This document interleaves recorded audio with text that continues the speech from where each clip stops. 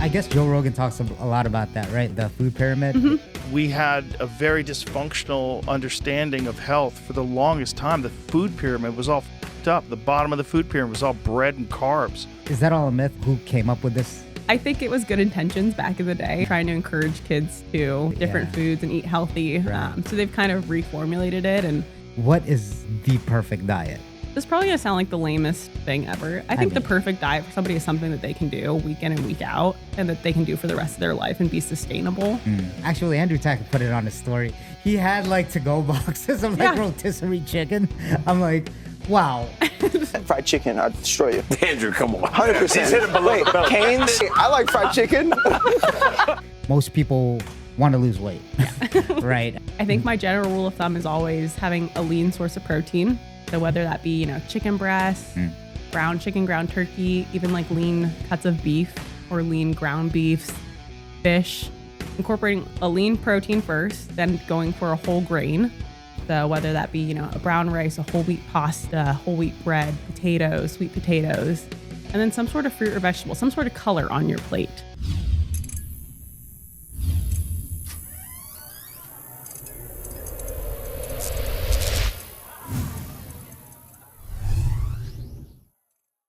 Hannah from the UFC PI, man.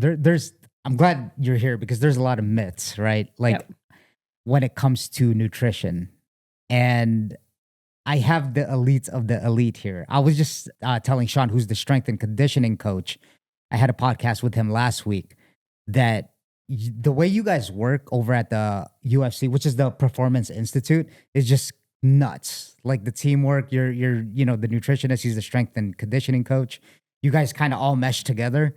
Like say if an athlete was fighting, you guys all bring your data together. Yep. It's like high-tech stuff. Yeah, it's pretty awesome. I'm blown away. And I'm glad to have you here because I think nutrition is one of the most, at least to me, the most complicated, I guess you could say, areas when it comes to, I don't know, if you're trying to lose weight or if you're a pro athlete or if you're not a pro athlete, just trying to optimize for your health. Man, this is like a loaded question, okay?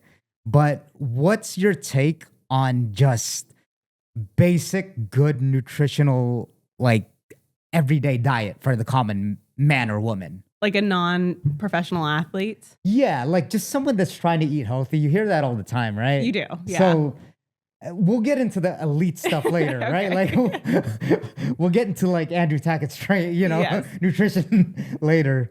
Shout out Andrew because I had him on the podcast just a week or a few days ago. But yeah, can you give me like a basic maybe foundation of what people should be doing? Sure. There's vegan, there's like carnivore diet. Like, just go ham.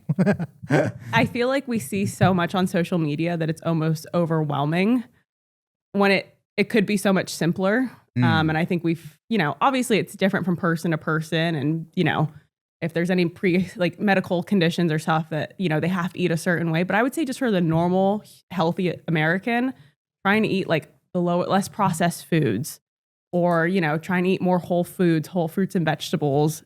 As Americans, we don't get anywhere close to as much fiber as we need. You think we're the worst, like out of all the countries? That seems to be like the narrative when I watch, the news or something. Yeah.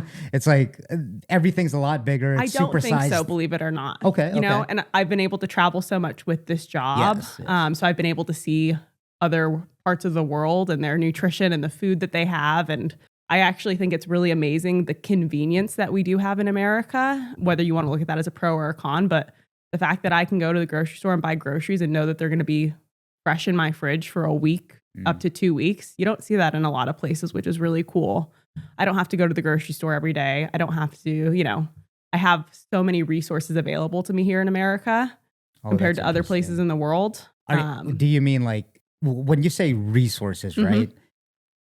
Like as far as the stuff that they have at home, they don't have a fridge or a grocery store like right across the street, that Correct. Kind of stuff? Yes. Okay. You see food deserts, and you even see those somewhere here in America, where the closest grocery store is miles away. And so when you go to the grocery store, being able to buy foods that are shelf stable or able to have a longer shelf life because of, the science that they've done in America to be able to help make these foods more readily available for all Americans, not just the higher class Americans, but for everyone. Yeah. I want to ask you about that too before we move on. So I do listen to a lot of stuff. That's why my information is everywhere. Like Max Luger and even like who I consider credible in the health field, though the science that they have for like shelf life, I mean, that sounds a little sketchy, right? It's kind of like, wait, what are they doing to these foods? You got stuff like color dye and all that stuff. What do you think about that? I know that you just said it's kind of, from my understanding, it's kind of better that your food lasts longer, but then is that harmful in any way? Are they doing anything harmful? I think you can go both ways with it there and see the pros and see the cons. I've worked in situations where families, like I said, they can't get to the grocery store. It's miles away and they need something that's going to be able to last for a long period of time until they can go back to the grocery store to be able to feed their kids. And, these fortified foods, so that they are making sure that them and their kids are getting all the nutrients that they need. You could go both ways with that. Like if you have the resources to be able to buy more whole foods and be able to buy organic, like I don't think you necessarily need to buy organic to live a healthy lifestyle, but if you really want to hone in on your nutrition and do those small things and you have the means to do that, I think that's amazing too. What's going on, guys? If you're enjoying this podcast, please don't forget to like the videos and subscribe to the channel. Only if you're getting value out of it on YouTube and also on Spotify and Apple Podcasts. Don't forget to leave a rating and follow. And also, I also write a blog newsletter from what I learned from my incredible guests that I have on. So sign up for the email list and get updates on the podcast. Thank you for your love and support. Now back to the show. Yeah. Now, speaking of like organic, right? Mm-hmm. That's another thing I think that people are like ignorant about between organic. I mean, some people are optimizers for that. It's like organic spinach or organic this, and then I have to have everything organic. What are your thoughts on that? Is like having everything organic, does it really optimize, the stuff that you're putting in your body and your health? I will tell you, as a dietitian, I do not eat all organic. That's refreshing. Yeah. Yeah. And sometimes that's been due to, budgetary standpoints. Mm-hmm. And I think sometimes there's just so many people on social media that make you think you have to buy this organic food or that you're not doing the best thing for your body. And it's like, okay, but blueberries are blueberries. At the end of the day, you're still getting the blueberry component. Organic just means what it's sprayed with at the end of the day. Like the blueberry is still the blueberry, but it was like, how was it farmed? Can you go more into that? So you just said, I didn't even know that. Like, organic is what it's sprayed with. Can you go more into specific detail with that so that people know what? I think when people hear organic, I know so actually. I've talked to friends that are supposedly like health, quote unquote, experts. Or they think they do. Yeah. I've been friends with them for, I like to give them crap because I've been friends with them since like 6th grade. But then we're like, yeah, organic, I like to get everything organic. I don't even think they actually know what it means. Yeah. Most people don't. Yeah. So they see the label organic and then they just kind of go with it because that's what they're told to get. Yeah. So can you go more into like what organic actually means? Yeah. So it's definitely the practice in which, something was developed or grown or whatever it might be, from all the way from your meat to your fruits to your vegetables, what it was fed. If it's like a meat product that you're buying, was it fed all organic stuff? Like grass fed? Correct, yeah. And then with your fruits and vegetables, like how did the farmer go about growing, harvesting, all the things that they used on those crops? It's an extremely lengthy process and definitely not one that I'm a pro in by any means. We have some amazing farmers out there in America that are pros at that. And I know that there's so many rules and regulations to be able to sell your product as organic. I think it takes years and years to even label your product as organic. Oh, that's fascinating. Yeah, and it's expensive to be able to do that because of the products that you have to use that are certified organic. So that's why organic is expensive. Correct, yes. Right? Like the process that it takes to that. Because in some sort of way, I thought it was just like a marketing scheme too. Right? Like most people do, I'm pretty sure. Which it's not, it is an actual process and it's really amazing. I think, I don't want to misspeak, but I think it's like somewhere from like 3 to 5 years when you start using organic products as a farmer. After those 3 to 5 years is when you can start labeling your product as organic. So they're not making that organic profit for 3 to 5 years. And then So, oh, that's fascinating. it is interesting. And that's something I heard when I was at like a dairy farm in Wisconsin. So I'm not sure how that all applies to all crops, if it might be different from crop to crop or state to state, but it's really interesting actually. Yeah, it could get like really specific. Yeah. Yeah, there's a whole process to that. So going back to your average, person, I'm going to state the obvious, but then most people want to lose weight, right? I mean, fast food. And, to be honest with you, to sympathize with a lot of people, it's kind of not necessarily their fault because food is, at least processed food, is shoved in our faces. It's advertised in our faces like 24/7. Yep. Right? That's America. Yep.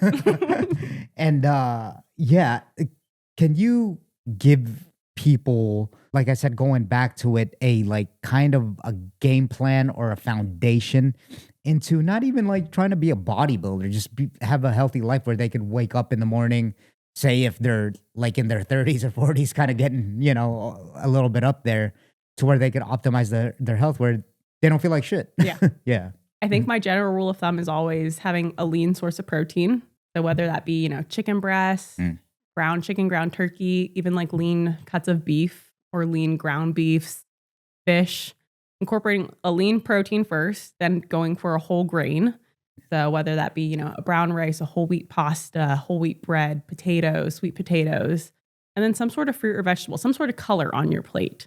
And it doesn't even have to be a fresh fruit or vegetable. Even if, you don't have time for that, the frozen is great too. Like just finding what works for your lifestyle. Some people have a lot of time that they can meal prep and they can cook every day, and other people don't. And so trying to find something that works with your lifestyle, I think that's why we see all these convenience, fast food shops do so well, is because we're such a go lifestyle in America. Yeah. And, people work so hard, but, they have to find that time to eat. And so setting yourself up for success, whether that be, I'm going to go to the grocery store every Sunday, having a plan in place. I love the saying, like, if you don't plan to succeed, or you don't plan to, or fail to plan, you plan to fail, or something like that. So having a plan in place, and, it kind of just becomes second nature. I go to the grocery store every Sunday. These are the foods that I buy. Switching it up, buying foods that are in season, and, different produce that are in season. But I think if you have the time to meal prep, or at least ingredient prep, that's something that I always like to do with my athletes, so they have at least part of their meals ready to go. And then they just have to either cook the meat really quickly, or just throw it together so that they can take a nap before their next training session. So. Yeah, that's interesting. That's the first time I've heard of ingredient prep. Yep. Go into detail with that, man, because that's okay. So what I understand from that is that, or what you just said, is convenience. That's the first thing that popped in my head. Yeah. And man, I feel that in all sorts of ways, because if I have to prep, even just cutting onions, even if it's just onions and chives and stuff like that, and I have to pull out a cutting board, which I get it, you're going to probably eventually have to do even for a minimalist. Yeah. But then, can you take me to that process of like, the ingredient, the ingredient part of it? And I think this is like a phase where the normal human and an elite athlete kind of cross paths, is that they both are so limited on their time, and they want to utilize their time as best as possible, whether it be training or work or whatever it might be, kids, a family. They want to make sure that they're optimizing their time. And so this is something I've been doing for years, is ingredient prepping, picking, 2 proteins, two carbs, 1 or 2 veggies a week, and just prepping it and putting it in containers. I know personally for me, when I meal prep, I get really bored of it by day like 3. Yeah. So if I at least have different ingredients, if I have roasted sweet potatoes and chicken breast and ground beef, right there, I can make a whole different variety of meals out of that with different sauces or different vegetables and topping it with different things. Mix and match. Exactly. Yeah. It keeps it exciting, but you're already in a great spot setting yourself up for success for the week, and you're not having to do a giant meal prep. Yeah.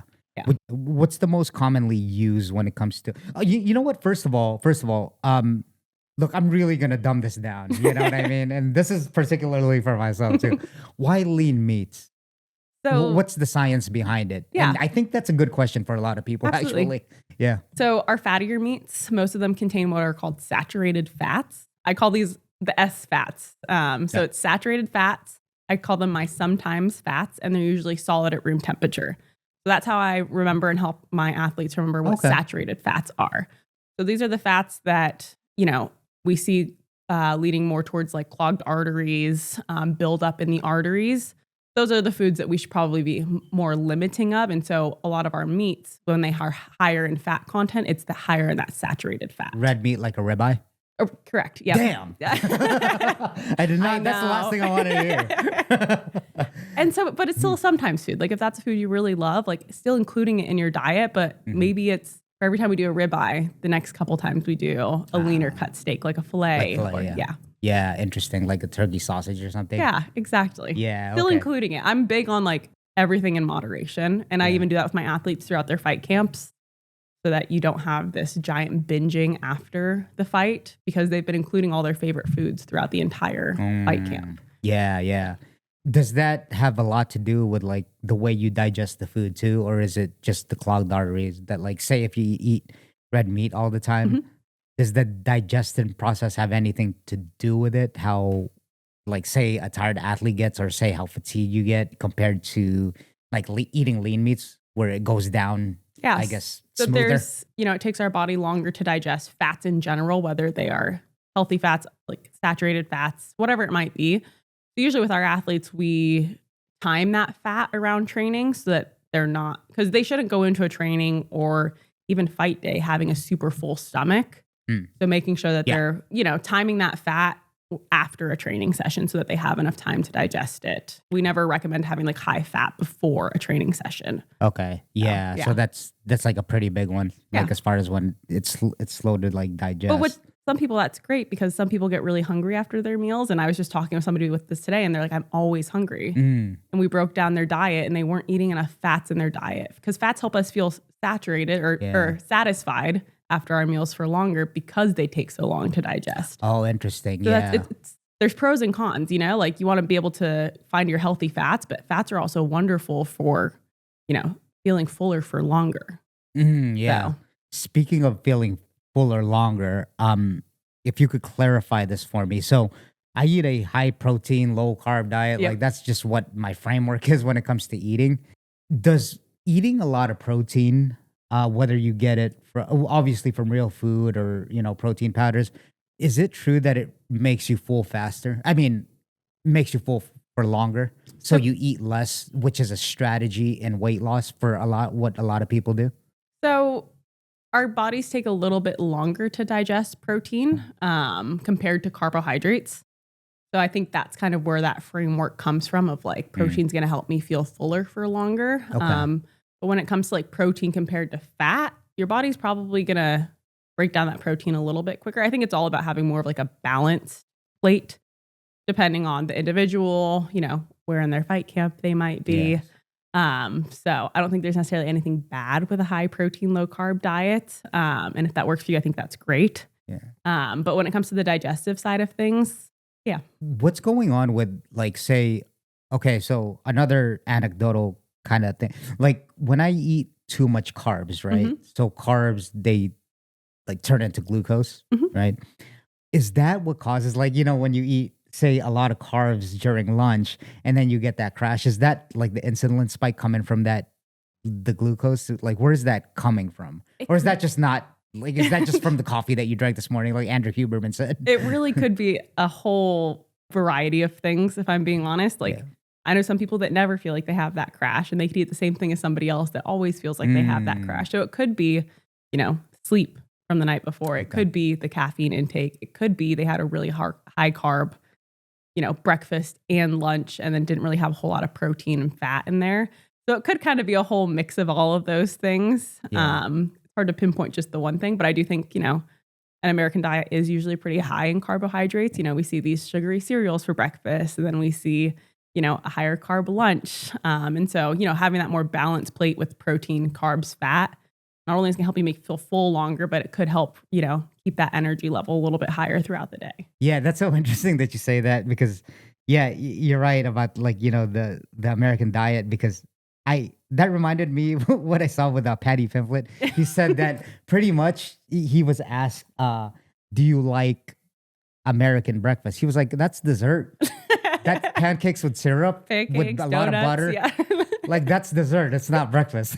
I was like, dude, that's a great point. That's a great point. What do you think about that as well? So a lot of people have different ways of thinking about eating breakfast, skipping breakfast. You got to have breakfast. Like as kids, I'm sure we were told breakfast is the most important meal of the day. What is your thought process on that? What is, like from the research that you've done and what you do yourself, what's the thoughts on that? What's going on, guys? Thank you for tuning in, and I hope you're enjoying the show so far. I hope that you're getting a lot of value out of it. Just a quick announcement. I started a YouTube and Patreon membership for you Speakeasy Squad listeners out there. So for YouTube, just click down below to join. And also for Patreon, I'll post a link down below so that you could join for you Spotify and Apple podcast listeners out there. What you get is behind the scene footage and early access to podcasts, some pictures, photos, and whatever behind the scenes shoots that we do.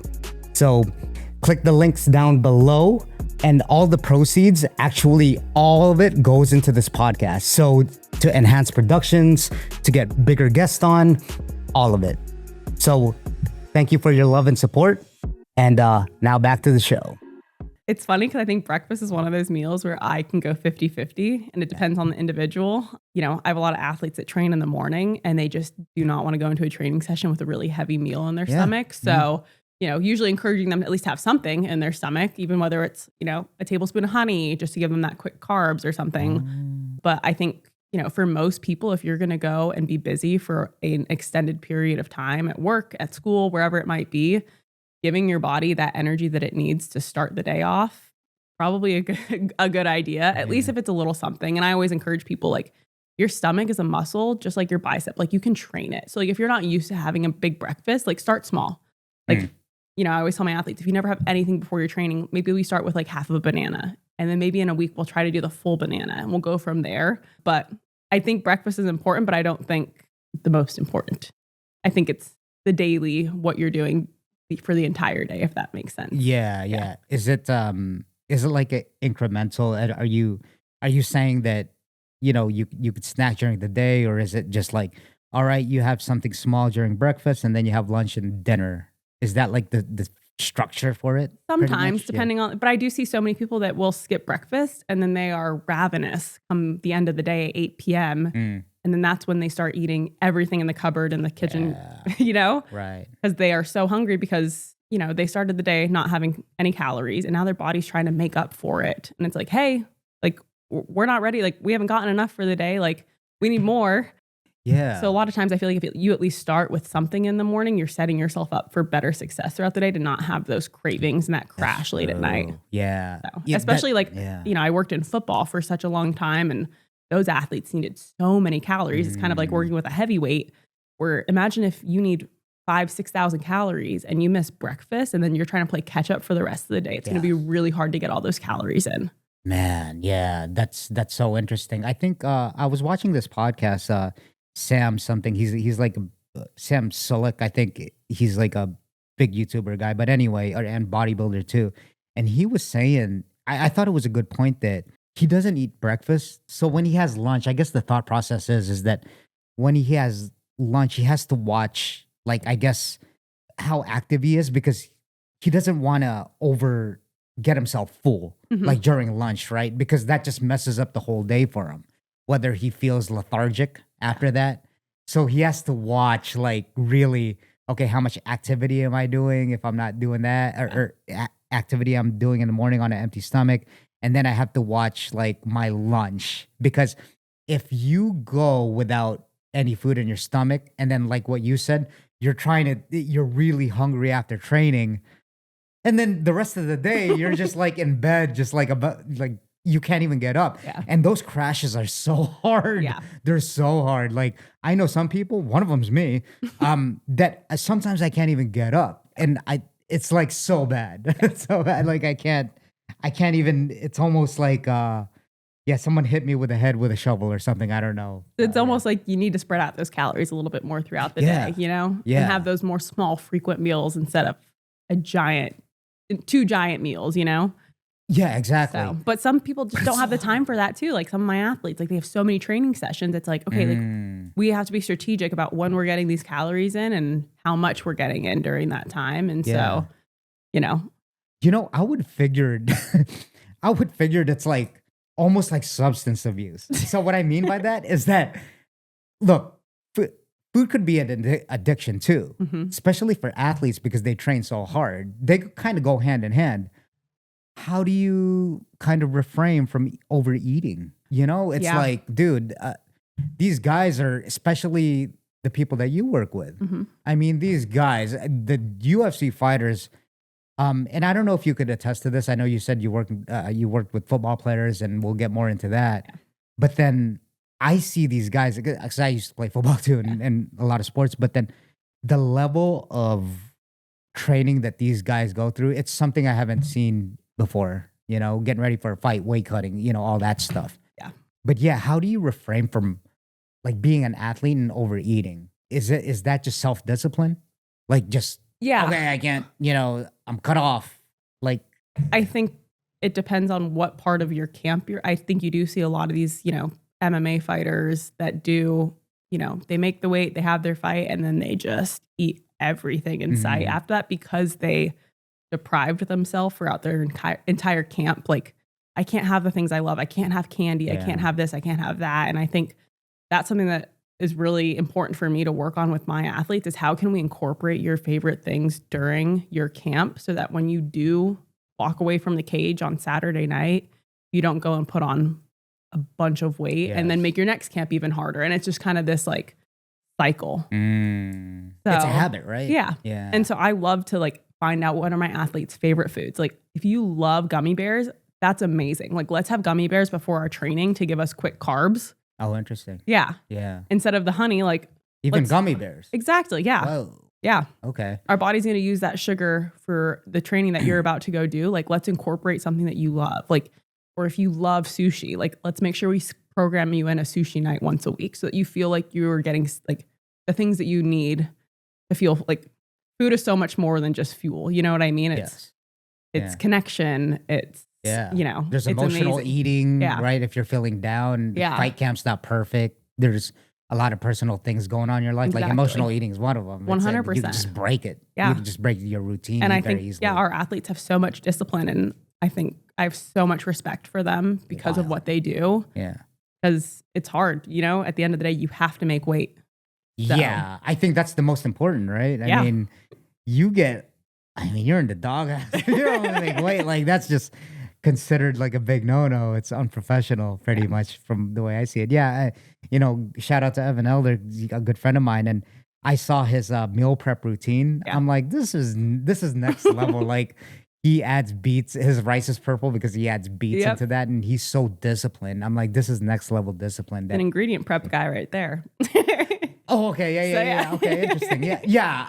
You're right. He makes that big pot of rice every week so he can make like different meals with it. He could do the ground beef with it. He could do the chicken with it. Yeah. So he keeps it separate so that he can kind of mix and match. Right. Yeah. So the gummy bears is just an interesting one because so for your common man like me, you would have figured like looking into a professional athlete of the highest level, that's a big no-no.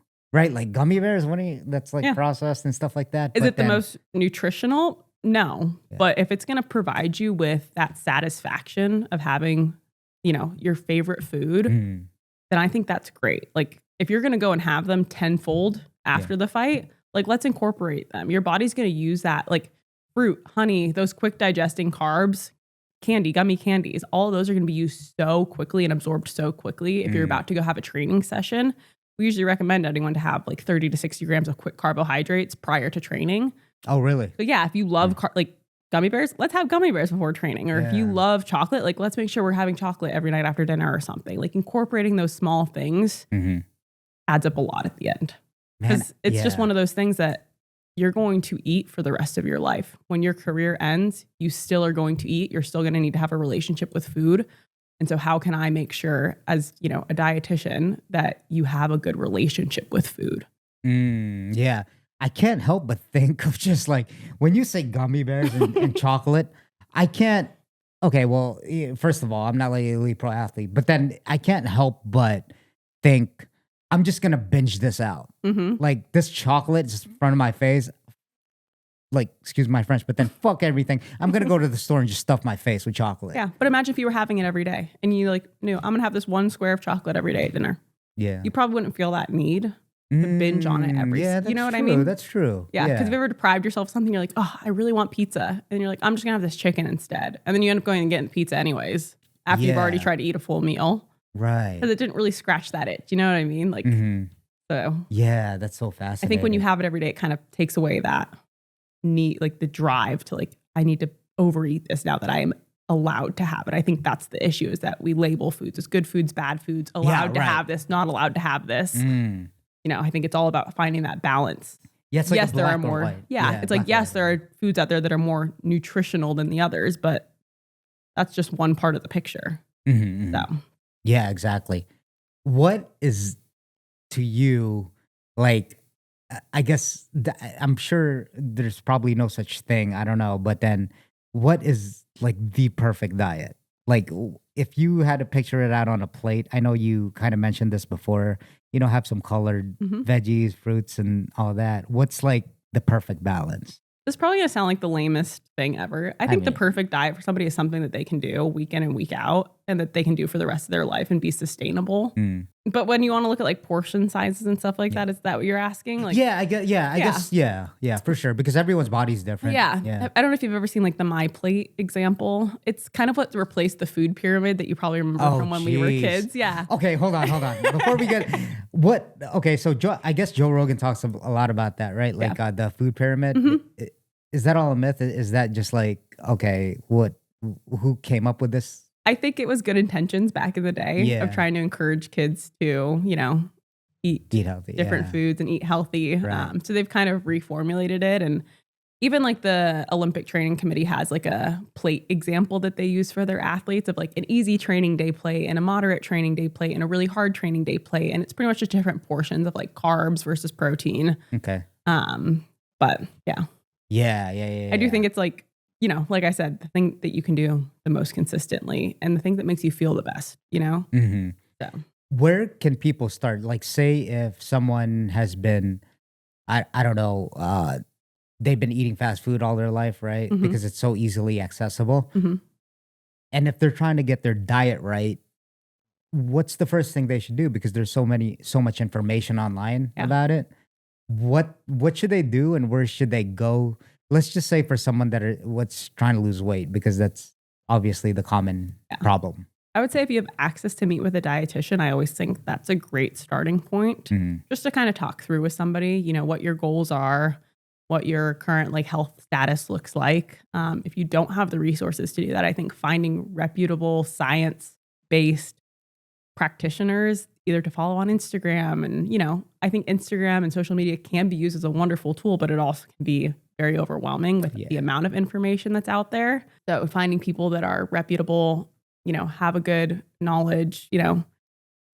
So I would start probably there. And then I always say, like, make small changes. Like, you're not going to want to change everything that you do overnight, you know. Okay, you go to a fast food place. Let's maybe pick something different off that fast food menu. Like, let's not completely cut out the fast food place, but like maybe we can swap your fried chicken sandwich for a grilled chicken sandwich week 1. Maybe the next week we'll swap out, you know, the fries for a salad instead. Yeah. Like, how can we make those small changes that still fits into your lifestyle? Yeah, that's interesting. Yeah. Man, I didn't even think of it that way. I think going back to it again is that if you do, like, say, go to Carl's Jr. or something, it's like, dude, come on. We're already here. I'm getting the burger with fries. Are you kidding me? I'm not going to trade a salad. Like, let me get a burger with a salad. I don't know if anyone ever says that, you know? I know it's like easier said than done. 100%. But then it's like. And I think that comes in with like the whole finding balance. Like, if you're only going and getting a burger once a week, then like, enjoy your burger and your fries. But like, if you're going there every single day for lunch, how can we make those small changes? Okay. Until you're ready to jump in and start cooking at home, or until you have the resources to start cooking at home. Right. I think another thing with that is the cost of healthy food at fast food places always seems more expensive. Oh yeah. You know what I mean? Like, if you want to get a salad versus a burger, the burger is usually pretty cheap compared to the salad. Yeah, for sure. Which stinks. So. Yeah, exactly. And it's a problem because it tastes twice as good. I mean, well, if you're from like someone's perception, right? Yeah. Like it's from some guy that eats burgers all the time. Like, yeah, the common person is going to be like, yeah, I'd rather take the burger. It's cheaper. It fills me up. There's I'm all happier, that cheesy goodness. Yeah, exactly. Exactly. And then I regret it after, whatever. Yeah. You'd be surprised too, though, how many people will order like a salad though and think that they're making a lower calorie choice. I'm not saying healthier choice, but a lower calorie choice. Yeah. And then you put that dressing on it. Yeah. And then it adds up and it's even more calories than if you were to get the burger and the fries. Would that be, it's probably, not probably, but yeah, they add all that dressing and it's a lot more calories, but then is it still healthier? Like to have a salad with I think if you have a kale salad with grilled chicken, that's still a more nutritious meal than if you were to get, a fried chicken and fries. Okay, yeah. Calorie wise, it depends on your goals. Like if your goal is to eat more fruits and vegetables, but if your goal is weight loss, like I'm not saying that the burger and fries is going to help with the weight loss, but if the salad that's higher in calories, that's also, at the end of the day, weight loss is calories in versus calories out. Like it's that simple. Right. Yeah. So it's interesting. It's like, yes, it's the more nutritious option, but is it the best option for weight loss? Yeah, exactly. Yeah, exactly. So you heard it here first. All right. So the way to lose weight, just for, people that, like are kind of still trying to figure out and directionless when it comes down to that, is calories in, calories out. And that depends on like your body type. It depends on, because they have the 2,000 calorie thing. That's just like a general guideline for most Americans. But, it takes into effect, like, do you work a very sedentary job? After that sedentary job, do you go and you do any physical activity outside of that? Or do you just go home and then sit on the couch and watch TV for the rest of the night? Right. It's the whole lifestyle goes into effect, and, their food, their training, their, just habits throughout the day. Like, are you up on your feet a lot as a mom, chasing after your kids and cleaning the kitchen and doing all these things? Like that adds up too. Like workout isn't always just like going to the gym and lifting weights. Like you can burn calories doing so many things throughout the day. If you work a desk job, can you get up every hour or so and go on a little walk? Or adding up those little things, those little dividends pay up over time. Yeah. But yeah, it's just calories in versus calories out. So exactly. But then like I heard that you can't outwork a bad diet or outwork out a bad diet. Would you say that's true? You could eat one burger and a side of fries, and that's all you eat all day. And let's say you only eat 1,500 calories. If that's less than the amount of calories you're burning, you still will lose weight, if that makes sense. Right. Yeah. So I don't think necessarily it's a bad diet. I've seen athletes that eat terrible and they still lose weight and they, perform. And so I think it's more complex than that, I guess, is what I would say. So you can have a bad diet, but as long as it's under the calories, you'll lose weight. Does that mean it's healthy? Yeah. Right. Yeah, that's true. So we were talking about this before the podcast, and I want to get your opinion on like the different beliefs that people have when it comes to food, like, ketogenic diet, vegan, right? I mean, if there's memes out there that they're saying, like, oh, how do you know when someone's vegan? Oh, don't worry, they'll tell you, right? Like that kind of stuff. Yeah. What's your thinking on that? Like what, just from your subjective point of view and your own advice and opinion, what do you think, not what the best is, because I know it's, different for everyone, but what do you think about that? Is it like, is a vegan diet, is that sustainable? Like, let's just say for an example, carnivore diet, is that sustainable? Like, what's your thoughts on all that stuff? Because I know that I said that, it's almost become a religion, part of people's identities. And then when you question them on that identity, they got all pissed. It's like, well, carnivore diet shit, and, But some of it is religion. And I think that's one of the really great parts of working in the UFC is we have athletes all over the world that come from different cultures, different backgrounds, different religions that have different dietary beliefs and restrictions. And so our biggest thing is meeting you where you're at and like, what are your current, eating habits? If I tell you to go eat, salmon every day and you're like, I don't eat fish, like that's not like where I'm living in the world. Like that's not easily accessible. Like we eat lamb or we eat this, like, okay, cool. Like, let me meet you where you're at. Yeah. And we do have athletes that are vegan. And it's like, okay, like how can I best help you to perform and recover at your best while being vegan? Do we have to do extra supplementations? Like I'm never going to tell somebody, what not to do or what to do. It's like, where are you currently at and how can I help you be better with that? That's so fascinating. That you brought up a great point where all these athletes come from, different cultures and different religions. And I didn't even think of that till that, and obviously I'm very aware. It's like, oh yeah, like people, they go through, what was that? I don't want to butcher Ramadan. Yeah, Ramadan. Ramadan. So we have athletes that will participate in Ramadan where they can only eat from sundown to sunup. Mm-hmm. And then they're fasting for the rest of the day. And so, exactly. you have to be, and obviously they've been doing this for their entire life. Like they've got a routine down, but it's like, how can we best help you? Yeah. And then there's like times of prayer between those, waking windows as well. So, timing in your training schedule, or if you have a fight scheduled, like timing in like, when are you doing your weight cut and stuff like that? So, yeah. Okay. So now let's get into like the nitty gritty specifics of things. So again, it's different for everyone, but then when you work with athletes and then you talk to the strength and conditioning coach and then you're trying to get them to like, for a diet before fight camp, what's the structure to that? Maybe like give me a general structure, because again, everyone's different. How does the team come together? So the strength and conditioning coach, who else is it? The nutritionist, like nutrition, strength and conditioning, our sports medicine team, like sports science. Right. All of us run different tests. Sure. Okay. And then we'll come together. So from the nutritional side of things, we do an initial diagnostics, and we have 3 different tests that we'll run on those individuals. So we'll do like a DEXA scan, which tells us your fat mass, fat-free mass, and your bone density. We'll do a SICA, which is kind of another form of body composition testing. And then we do an RMR test, which tells us your resting metabolic rate. Kind of shows us that your metabolism is working or not, because this is a sport where they are cutting weight chronically in calorie deficit. So making sure that the metabolism is still working. We'll run those 3 tests. We'll see how much muscle mass they have in comparison to their weight division, because that's a huge factor. Right. If you have to make a certain weight, but you have huge amount of muscle mass, we might actually have to be in a phase where we need to lose muscle mass for you to be able to make weight. Oh, interesting. It's so interesting. And unlike any other sport that you would ever hear something like that. Muscle mass? Like, correct. Yeah. Really? Like imagine if you fight at 170 and you have 185 pounds muscle mass. The math isn't mathing there. You're not going to make 170. So sometimes, that's where that collaboration with strength and conditioning of like, hey, like we can't be doing any hypertrophy work with this athlete. Wow, yeah. Because they need to be losing muscle mass. So, structuring their program a little bit differently to help make sure that they are losing muscle mass. Right. Which is so crazy to think as like a sports dietitian, I'm helping somebody lose muscle, That right there is just crazy to me. Like those are the gems that I'm looking for. I'm so mind blown by that right now. Yeah. It's so wild. Yeah.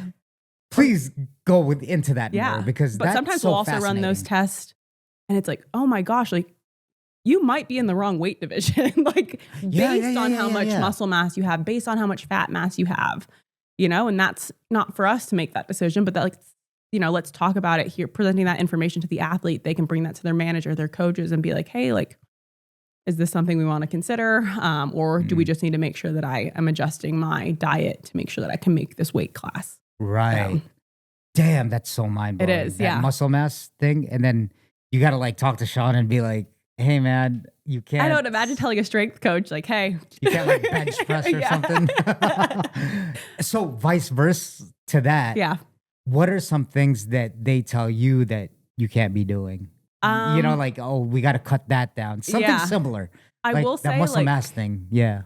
At the end of the day, this sport, like, it's not like football and like you have an athlete and you're like, oh, like we really want them to be 180 pounds. But if they're not, like they're still going to play on Saturday. Like these athletes have to make weight. So at the end of the day, like nutrition and the weight are like top priority. You know what I mean? Mm-hmm. So I don't think there's a whole lot of like us being told like what can't, they'll obviously communicate with us like, hey, so-and-so's like really not feeling like their energy's really low during trainings.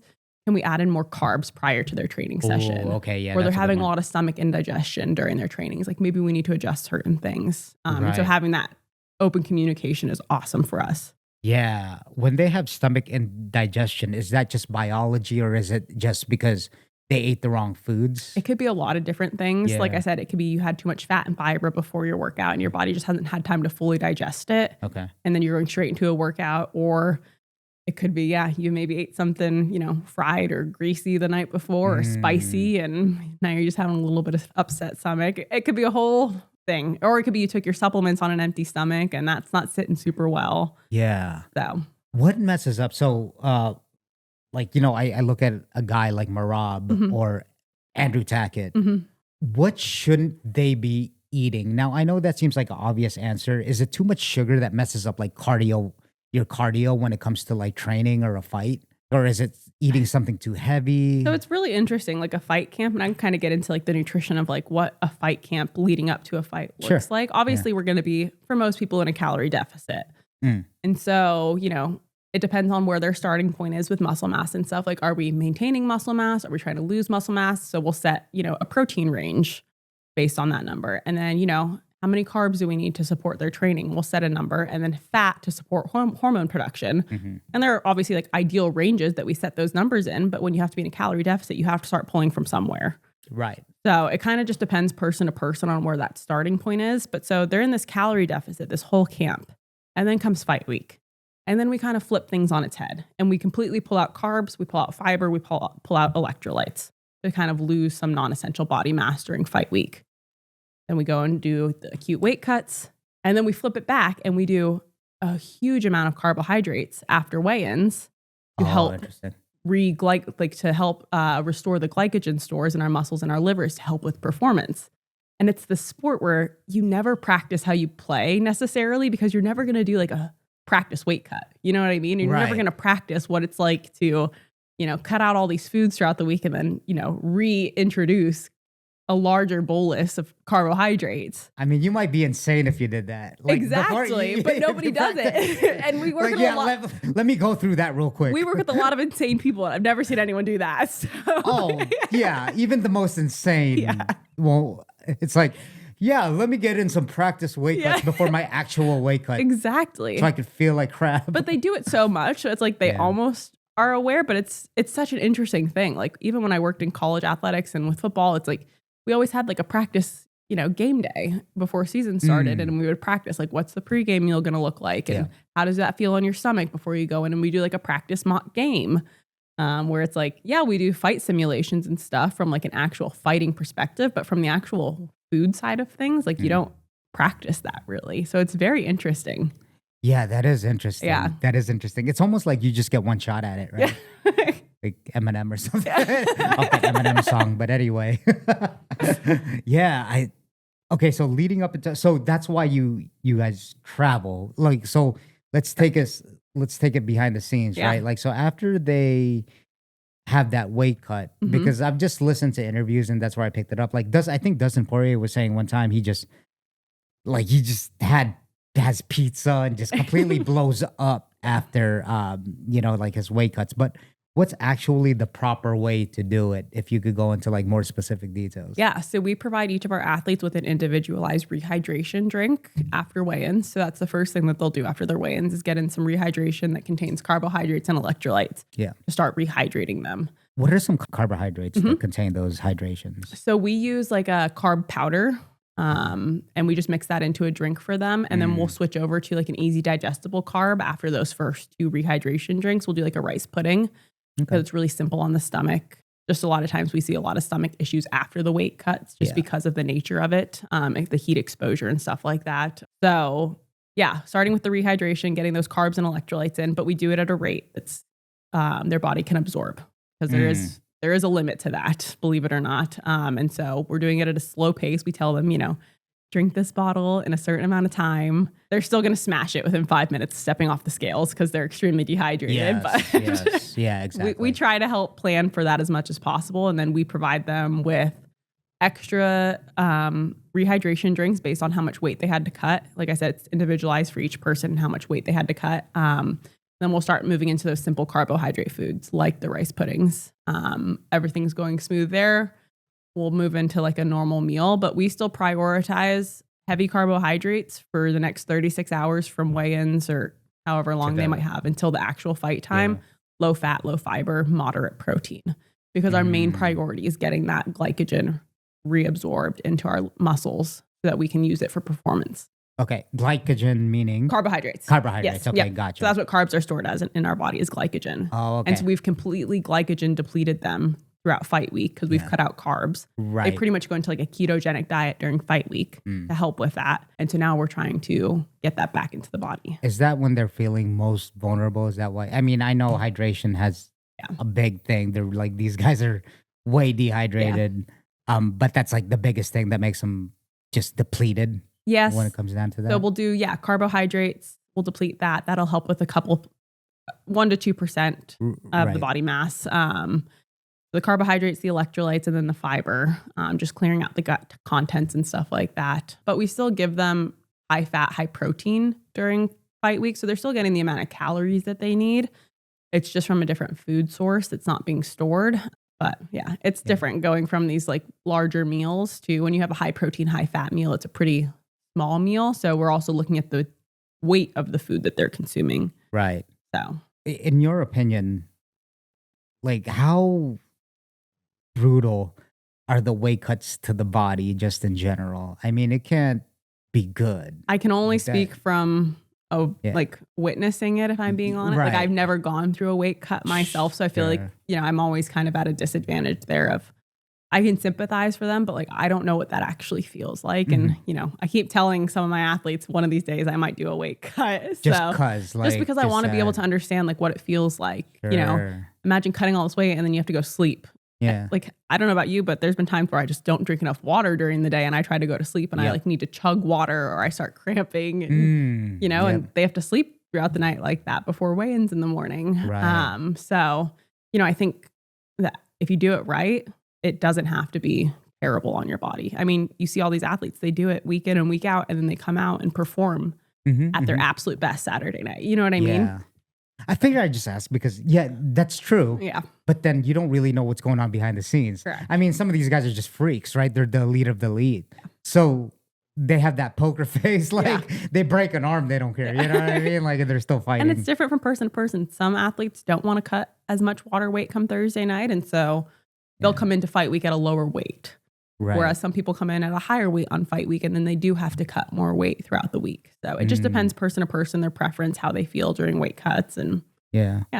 How did you, how did you get it into all this? Like the science of nutrition, have you growing up has health through foods been important to you? Yeah. Yeah. I've always loved like food in general. I played sports growing up and, I played soccer and then a little women's football here in Vegas. But I grew up here, born and raised. So I grew up around the UFC scene, going to fights and watching fights. And it was always really interesting to me. And, my mom was a fantastic cook. And so food was always more than just, fueling for the body. But then I suffered an ACL injury and I started looking more into like, how does food actually help us recover? And what does it do for our bodies? And I got really interested in it. And I went to school and they had it as a degree option there. And I was like, yeah, that sounds pretty cool. And I knew I always wanted to work with athletes. Yeah. And so it just kind of worked out perfectly. And I worked really hard and, I had some amazing opportunities throughout my life to, work under some great people. And, this job became available a couple months ago. And I was like, oh, it's a chance for me to move home and work at this world-class facility with these amazing individuals. Why would I not? And did you know that going into? Like, did you do some research, like with the PI? Oh, yeah. I toured it actually like 6 years ago. And I remember I took a tour and I was like, wow, it would be so cool to work there one day. That is cool. Yeah. And I'm sure over time with technology, it's gotten like way better. It's amazing. Yeah. Just the people I work with. It's just everyone in the room constantly wants to get better and learn more and figure out what's the next best thing we can do. Right. And when you're surrounded by people like that, like it's pretty amazing. Yeah, you guys are like the experts of the experts, right? It's kind of like it's pretty awesome. Like I said, I've gone to the PI, I don't know, maybe 4 or 5 times. It's incredible how you guys work together. Yeah. Like just, with Noelle over there and the things that they talk about. I'm like, this is so mind blowing, It's amazing. And even in fight week, we travel 2 dietitians and 2 chefs to every fight all around the world. So 2 dietitians? 2 dietitians and 2 chefs. And 2 chefs. Every fight. So we have 5 dietitians here in Vegas. Okay, in the PI. Yep, in the PI. 5, yep. We have 2 in the PI in Mexico City, and then we have 2 in the PI in Shanghai. So we have a team of total 9 dietitians, and then we have 4 chefs located here in Vegas. 4 chefs. One of them, Carl. Yes, we love Carl. I know. Yeah, he messaged me, and then Shout out, Carl. Thank you Yes, for the shout out, Carl. nice feedback, because he was like, "Oh, I like what you're doing," and I didn't even know. I actually went to high school with him. Really? Yeah, in Durango. Yes.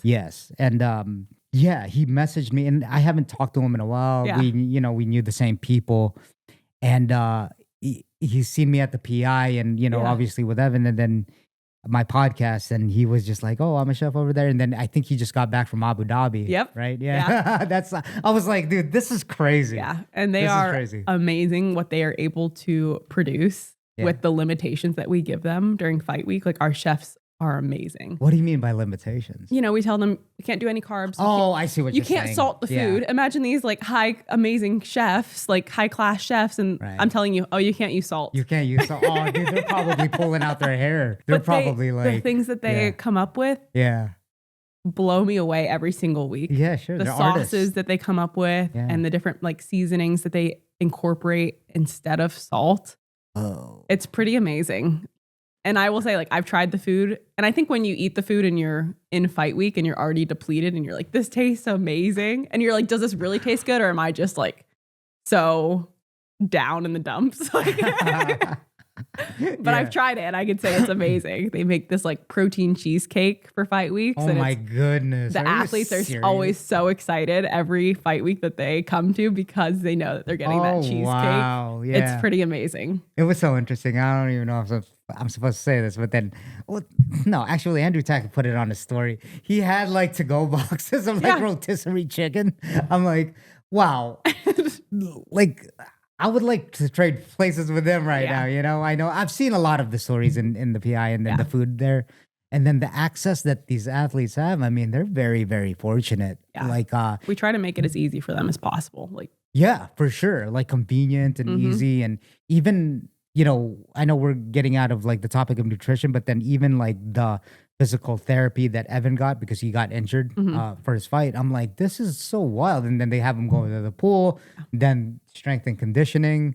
That's what I mean by like how they eat, all you guys work together. Now I haven't seen the nutrition side of it. Yeah. Hopefully I'll get to see that, because that's like one aspect that I'm like, oh, that's really cool. Yeah, we'll have to bring you in and show you all the tests and everything. Oh, and, even when somebody gets injured, like we give them we have supplement protocols that we'll give them to help with the recovery side of things. So how would the nutrition aspect help? Okay, so interesting. That's great that you brought that up, because when you told me that you had an ACL injury, how does nutrition play a part in that? Because I think most people would say, well, it's just the physical therapy, it's the strength and conditioning, right? Yeah. How does nutrition play a part in the recovery of like something like an ACL? And any injury, like it plays such a huge point. We can provide them with supplements that help with inflammation. So we do like our curcumins and our omegas. Yeah. So right there, we can help with the inflammation that most of these fighters are experiencing in one way or another after a fight. Yeah, getting leg kicked too much. Yeah, collagen supplementation for a soft tissue injury. So when you have an ACL injury or when you tear some ligament, we can supplement you with collagen to help with the rebuilding of that and strengthening of it. That's interesting. And one of the biggest things we see is, brain health and the concussion side of things from the sport. And so preventatively, what can we do? But then on the back end, when it does happen, like different supplements that we can provide them with to help them with that recovery process so that they can return to playing quicker. Yeah. So. There's some basics that I've heard. So the curcumin, I heard again on the Joe Rogan podcast that was good for inflammation. Is that like a big deal when it comes to like toning down the inflammation? It does help a lot. I think, especially in a population like this, like any little bit always helps.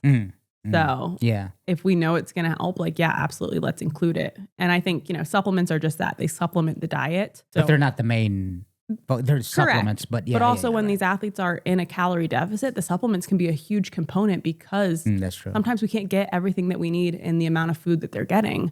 So being able to supplement that on the back end and keep them as healthy as possible throughout camp is super important, because at the end of the day, we want them to be able to fight. Right, exactly. So, can you talk more about the collagen aspect too? What does that actually do to, like, I guess your muscles, right? Yeah, so some of our like ligaments and tendons are made out of collagen, the proteins that are in collagen.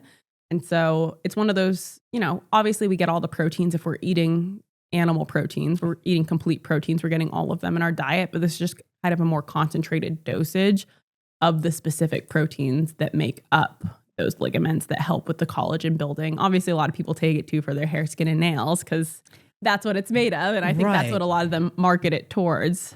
Again, that's why I asked, because you don't know what's real or whatnot. If people are just, companies are just trying to make money off of it, like, hair, skin, and nails, right? Like, that's one of the things. Is that really, really true? Yeah. Right? And that's one of the things with supplements that's so scary, I think I would say, is there's no organization that monitors supplements and the supplement company. So if something has a supplement label at the grocery store, it doesn't have to be proven by anyone. Like if you have a nutrition label, the FDA checks that what's on that label is what is in the product. Whereas if you have a supplement and it says, oh, this is 100% creatine, you have no clue unless you get a supplement product that is third-party tested, which is why we use the supplements that we use, why we tell the athletes to use certain supplements to keep them safe from possibly failing a drug test, because it's such an unknown world when it comes to supplements. And so the marketing when it comes to a lot of supplements for the general population, they're just trying to, catch your eye or like convince you. And yes, collagen does help your hair, skin, and nails, but some of these products out there, they've got these bold claims, and you see it even with food products, these bold claims on the labels. Like, oh, this keto, I saw something the other day, like this keto peanut, or I don't know, but it was like that product was already keto. Like that product never had carbs in it to begin with. And you're just labeling it that because it's a buzzword right now and it's going to help you sell that product. Right. It's the marketing aspect. Exactly. Like if you keto beef. The beef was already. The keto, Yeah, it just sounded well together. Exactly. And I will say the people that work in the food industry are so smart. And they're able to create these foods that are so highly palatable that you want to eat an entire bag or in one sitting, and that you can do that.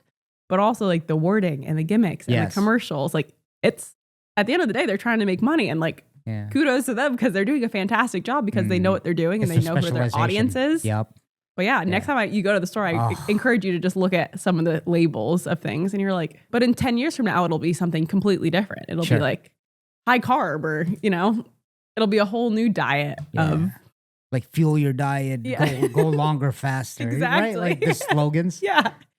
You see these like that is so fascinating. you see this like a rotation of like fads in the nutrition world.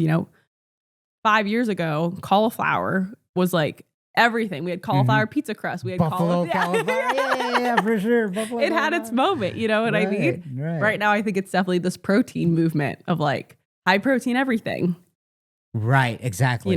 Yeah. It's very interesting. I mean, I've seen some stuff, and there's a lot of good stuff out there. Like I've seen a girl making like white rice, and then she added quinoa and freak, man. I actually have it in that Amazon package just from that video. It's probably like bone broth. I know a lot of people make their rice now with bone broth to add extra protein. Oh, that's interesting. It's so interesting. But it's like, just keep this in the back of your mind over the next couple of years when you just continue to watch evolution of the nutrition industry and the food industry. Because they're always trying to monetize. Exactly. And they're trying to make it more complicated than it needs to be, which kind of just, circles back to the whole point of everything is overcomplicated, I feel like, with the nutrition. Yeah. And the crazy thing, the first thing that pops in my head, because I am kind of in the business space as well. So you have to study like marketing. And the thing is that they target it to the very T, to where you can't even if they told you that what they're doing, it's so ingrained in us psychologically as humans, biologically, that you can't even fight it. The wordings that they do, all of it, like, the mere exposure effect, like all these psychological principles. If they were to tell you that they were doing it, you'd be like, okay, I'll try to avoid it. You can't because it's so wired. You'll see something, it goes into like, it's like a subliminal message, and then it goes into your subconscious. Like it's so wild. It really is. Like I said, kudos to the people that do that for a living, because they have done an amazing job. Or like even the marketing side of like, okay, one is $2.50, but if you buy two for $5, like it's like it's the same price. They just got you to buy two of them. Exactly. It's like neuro-linguistic programming.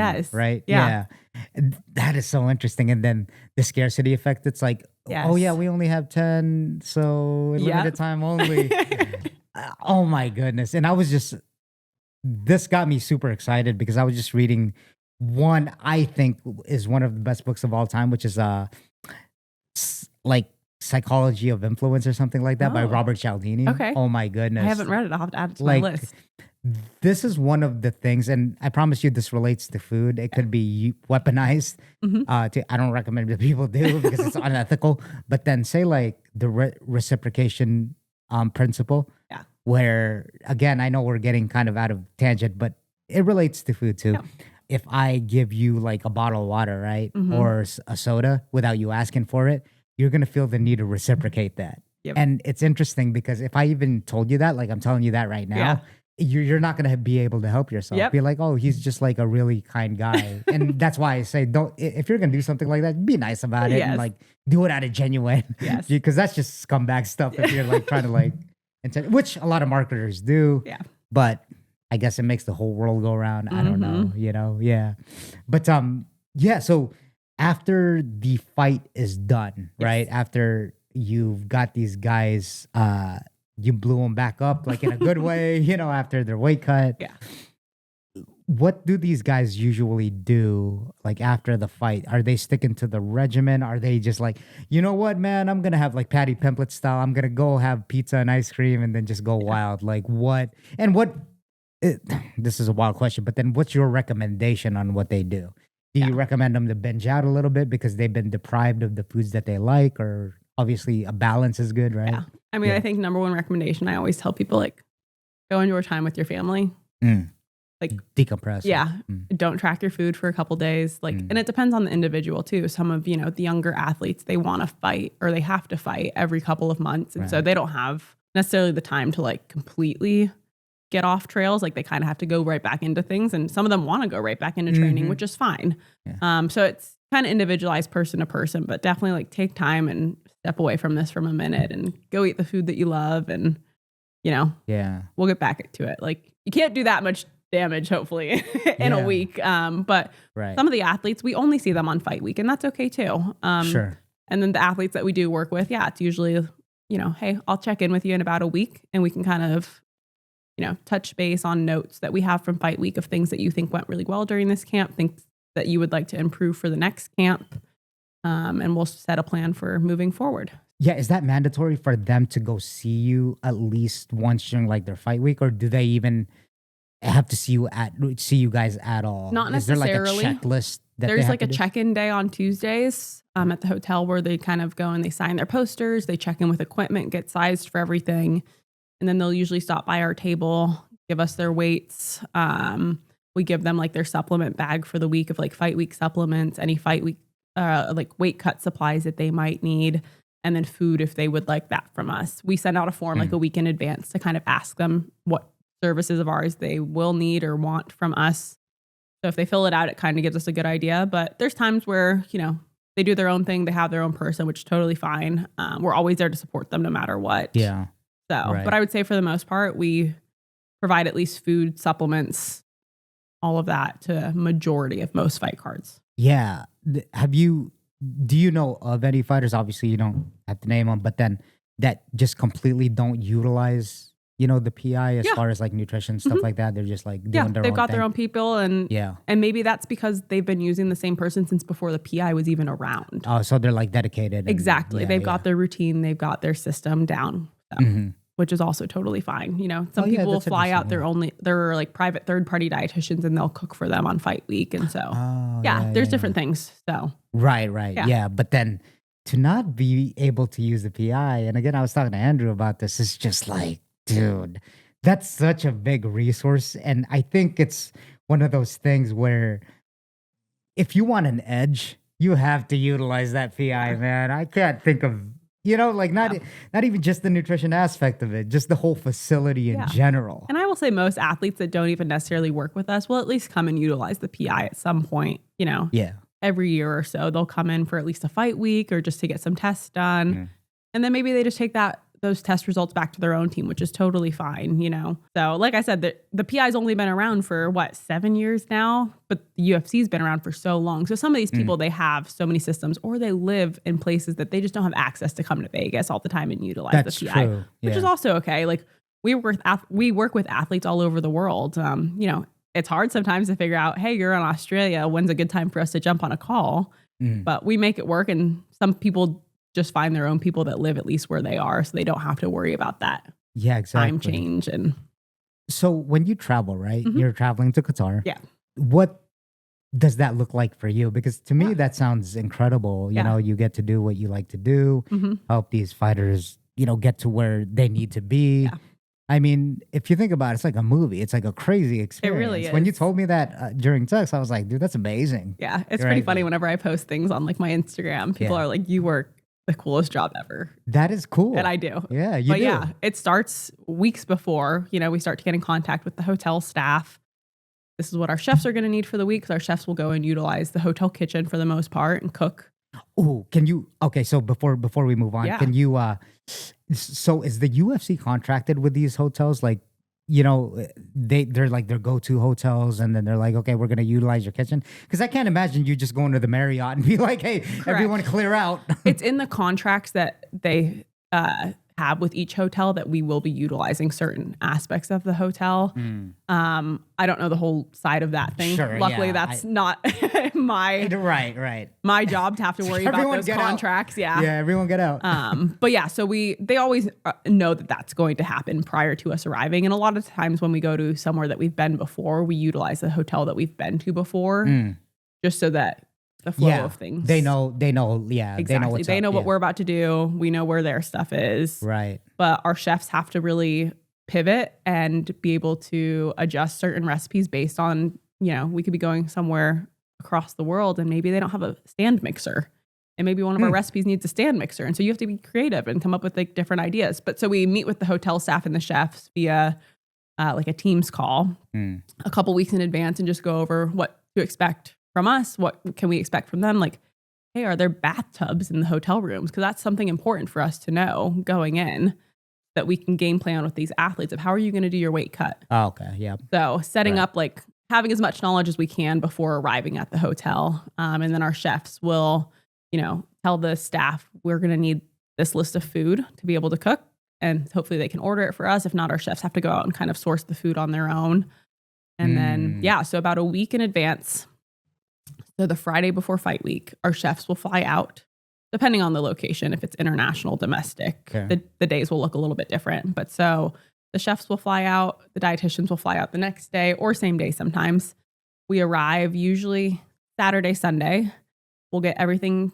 Chefs will start cooking pretty immediately once they land. They hit the ground running and start getting stuff ready for the week. The dietitians, we can help out with anything that the chefs might need running to the store, setting up our office space on Monday, because we'll have an office space at the hotel where we keep all the food, where the athletes come and meet with us every morning. And then Tuesday, check-in day. It kind of flip-flops. It's funny. Our chef's week starts off very, very heavy, and then our weeks end very heavy from the dietitian side of things. Oh, interesting. Yeah. So yeah, as their weeks are getting less Like busy, lighter. ours are getting crazier with weight cuts. Yes. It's kind of a funny switch off. But Right. Yeah. It's a week prior to the fight? Correct. Is that when you guys all Yep. go? Well, so I guess you just said it, the most hectic. Does it get a little crazy? It gets crazy. It does. It gets crazy sometimes Yeah. on Thursday night, Friday morning Yeah. with the weight cuts, especially here in Las Vegas, because so many of the athletes will use the PI for their weight cut, which is amazing that they have that resource. Sure. But it gets busy in there, as I'm sure you've seen Wow. from Yeah. pictures on the internet. Absolutely. So Yeah. Okay, so say if a fighter doesn't make weight, right? Mhm.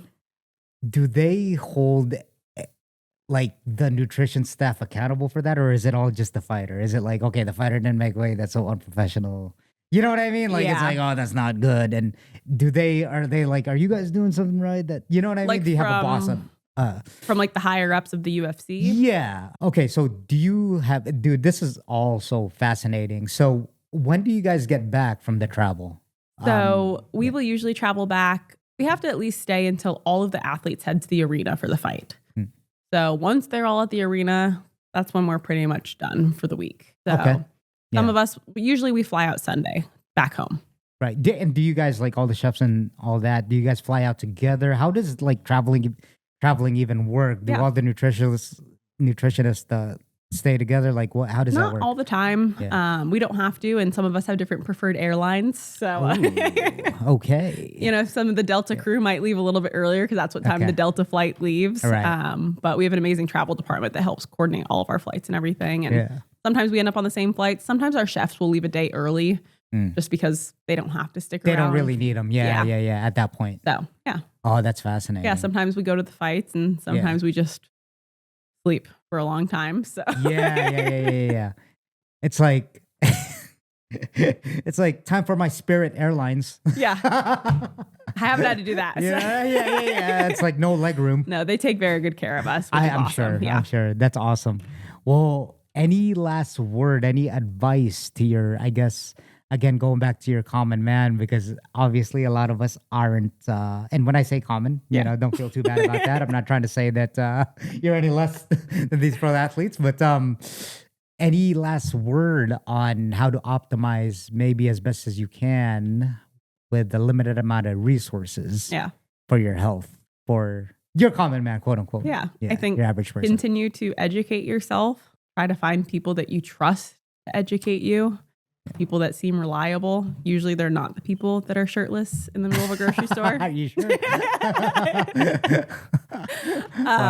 But continue to educate yourself. And like I said, like I love what I do because it's a lifelong thing that you're going to do. And also everything that you do from a nutritional standpoint, you're passing that on to your kids, whether you try to or not. They're watching you. That's a great point. The foods that you have in the house, or, you know, that's what they're eating. That's what they're being exposed to. And that's one of the things that I always explain to my athletes. I'm like, this is just isn't for you. Like everything I'm teaching you, I hope that one day you teach your future kids. Like, and I think that's pretty amazing that that's what I get to do for a living. Yeah. And everything's about behavior, right? Yeah. Like you could tell someone something, but then if you don't walk the walk Exactly. and you have all this crap food like potato chips, that's what your kids are going to eat. Yeah. But also your kids aren't grocery shopping. So if that's all that you're buying, you know what I mean? Yeah. So it's so nice to be like informative and have the wisdom. Yeah, absolutely. Experience. Yeah.